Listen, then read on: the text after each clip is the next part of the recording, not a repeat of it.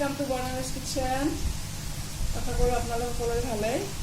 আজি মই এটা ৰেচিপি লৈ আহিছোঁ। এইটো হৈছে কাৱৈ মাছেদি তিলৰ আঞ্জা। তো ইয়াত মই তিল তাৰ কাৰণে পিচি লৈছোঁ। তিল ইয়াত মই দিছোঁ আদা, নহৰু, জলকীয়া, পিঁয়াজো দিছোঁ মই এফালমান দি কেনে ইয়াত পিচি লৈছোঁ। এনেকৈ তিলখিনি মিক্সিত পিচি লৈছোঁ। আৰু এয়া মাছ।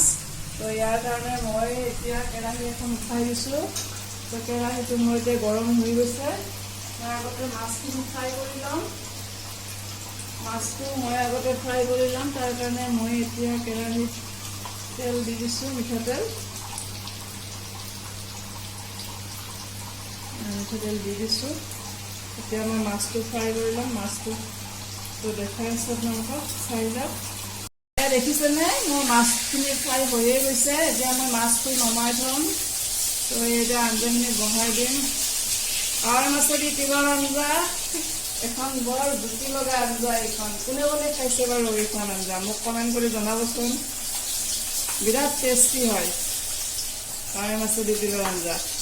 আৰু তিলখিনি মই আগতে মানে ধুই পখালি ধুনীয়াকৈ এইখিনি তিল মই শুকাই ৰ'দত থৈ দিওঁ ধুনীয়াকৈ, এই আঞ্জা বা বটা কেতিয়াবা চাটনি চাটনি খাবৰ কাৰণে। আৰু সেইখিনি তিলে মই মাজে মাজে এনেকৈ আঞ্জা ৰান্ধি খাই থাকোঁ। আপোনাৰ এইটো অলপ সময় ভিজাই থৈ দিব লাগে। তিলখিনি 1-2 ঘণ্টা অলপ ভিজাই থৈ দিব লাগে। তিলটো ভিজাই থৈ দি কেনে আপোনাৰ এনেকৈ আদা, নহৰু একেলগে জলকীয়া চব দি কেনে এনেকৈ মিক্সিত ধুনীয়াকৈ মিহিকৈ পিচি ল'ব লাগে। এইটো এতিয়া মোৰ মাছটো ফ্ৰাই হৈয়ে গৈছে। মই এতিয়া মাছটো নমাই থ'ম। মই এতিয়া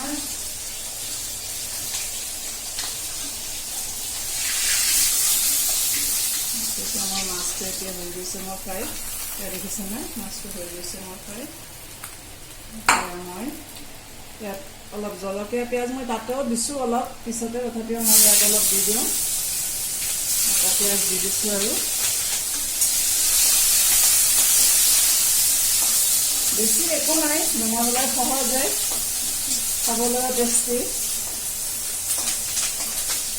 খালি তিলখিনি পিছা কামটো সেইটোৱে আৰু ভালদৰে আদা, নহৰু, তিল একেলগে পিচি ল'ব লাগে। ধুনীয়া মিহি হ'ব লাগে। এতিয়া মই পিঁয়াজটো লাল হ'লে এইখিনি পেষ্টখিনি যিখিনি মই বনাই থৈছোঁ সেই পেষ্টটো এতিয়া মই এইখিনি ঢালি দিম।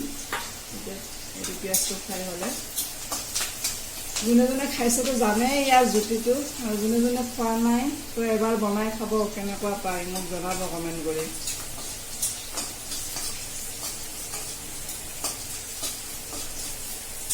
পিছনে মোৰ পিঁয়াজটো লাল হৈ আহিছে। এতিয়া মই এই পেষ্টখিনি ইয়াত ঢালি দিম। অলপমান মই হেৰি ল'বলৈ দিম মছলাটো। যিহেতু আদা নহৰু আছে ন, অলপমান গোন্ধটো মৰালৈকে মই অলপমান এইখিনি ফ্ৰাই কৰিম।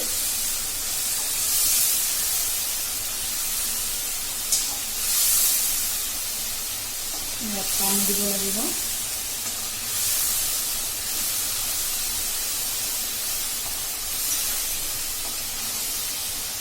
সামান্য মই ইয়াত জিৰা এড কৰিছোঁ দেই, মই পাহৰিছোঁ জিৰাটো ক'বলৈ। অলপমান জিৰা দিছোঁ মই ইয়াতে, জিৰা গুড়ি।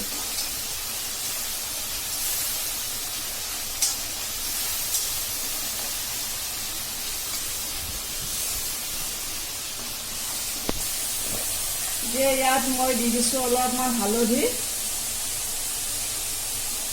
গুড়ি, নিমখটো আপুনি পানী দিয়াৰ পিছতো দিব পাৰে। মই আন্দাজমতে অলপ দি দিছোঁ। বেছি পনীয়া কৰিব নোৱাৰি এইখন আঞ্জা, অলপ গ্ৰেভিয়ে হয়। এতিয়া মই ইয়াত দি দিম পানী। দেখিছেনে তেলখিনি ভিৰিঙি উঠিছে।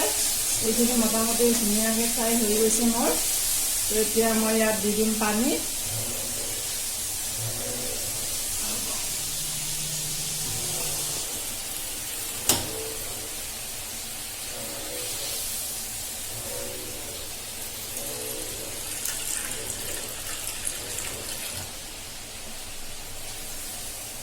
দেখিছেনে একো আৰু দিব নালাগে বিশেষ ইয়াতে। এতিয়া মই মাছখিনি ইয়াতে পেলাই দি দিম। মাছটো ইয়াতে দি দিম এতিয়া মই মাছকেইটা। মাছখিনি মই ইয়াতে দি দিছোঁ অকণমান মই অলপ পানী দিম এতিয়া এইটো অলপ গ্ৰেভি হ'বলৈ মই অলপ গ্ৰেভি হ'লে মই এইটো এতিয়া নমাই থৈ দিম এতিয়া মই ঢাকি থৈ দিছোঁ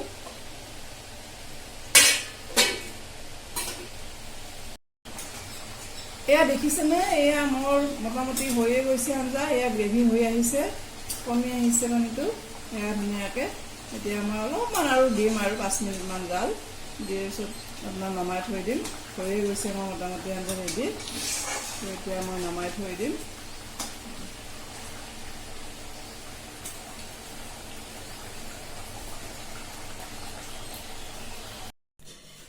তো এয়া ফ্ৰেণ্ডছ মোৰ কাৱৈ মাছৰ তিলৰ আঞ্জা ৰেডি হৈ গৈছে তো কেনেকুৱা পালে আপোনালোকে ৰেচিপিটো যদি ভাল পালে প্লিজ লাইক কৰিব আৰু মোৰ চেনেলটো ছাবস্ক্ৰাইব কৰিব নাপাহৰিব তো আজিলৈ আহিছোঁ ভিডিঅ'টো চোৱাৰ বাবে বহুত বহুত ধন্যবাদ